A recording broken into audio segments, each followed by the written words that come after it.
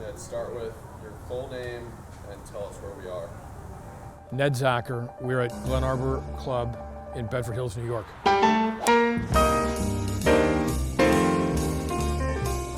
So I'll never forget the day in Cedar Rapids, Iowa, that I picked the Ben Hogan golf clubs off the wall and started hitting it around the yard. And the neighbor, whose name was Al Blakely, he knew enough about the game to, here's how you hold the club and the correct grip and, keep your left arm straight and so on and so forth. And so that's how I got my start in the beginning of time when I was 7 years old. I have 3 fantastic daughters with my wife, Janet.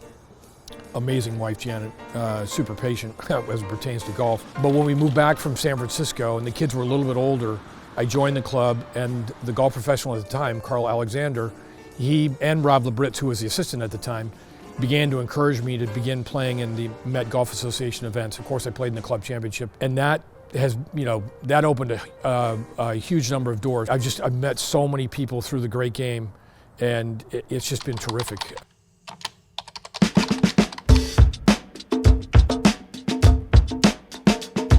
Okay, so the story behind the email thing is Fred Funk had a caddy named Mark Long, and he had this amazing way of writing about the rounds, who he was playing with, what the circumstances were. This is when Fred Funk was having a lot of success on the PGA Tour. When I saw how Mark was writing and describing the situations, that was the basis for that email list. I tried to go back and find the first one. I think it was in 2009, where I was kind of recapping friends and family about what was happening.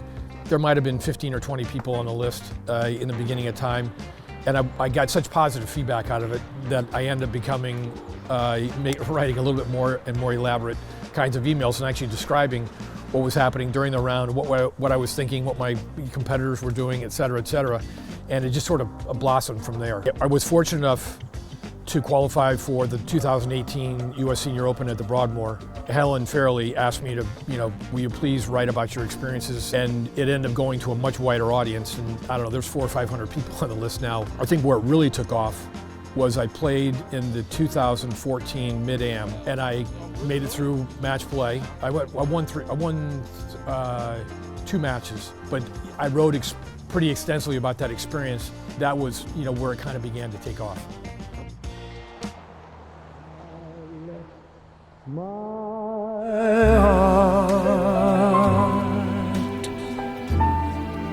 in San Francisco.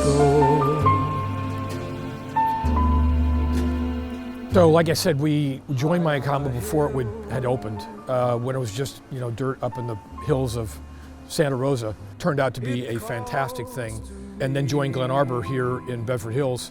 And Glen Arbor's become like a family. Like, the people are great, the ownership has been terrific to me, and I've had some success, playing golf over the years. So I've gotten to know really interesting people through a set of golf matches that I set up called the Wine Nut Pine Nut, which is essentially a home and home. It's Mayakama against Glen Arbor, and we go back and forth between the East and West Coast every other year, and we're now in our 20th year, and it's a gas. It's been able to keep a really nice collection of people together over that period of time, and some serious friendships have been made out of it, which of course makes me very happy. So the MGA, I joined as a volunteer in 2013. It's something I'd wanted to do for several years, right? Because I played in the events, I saw how well they were run. It would be terrific to be involved as a volunteer to give back a little bit to the game that has been such an important part of my life. So I was fortunate enough to be invited as a volunteer in 2013 and be on the executive committee. I've served as secretary, I've served as treasurer, now vice president, and at some point I hope to be the president. Some of the funnest times of my life are spending it with the MGA crowd, both the staff as well as the other volunteers. It's been terrific.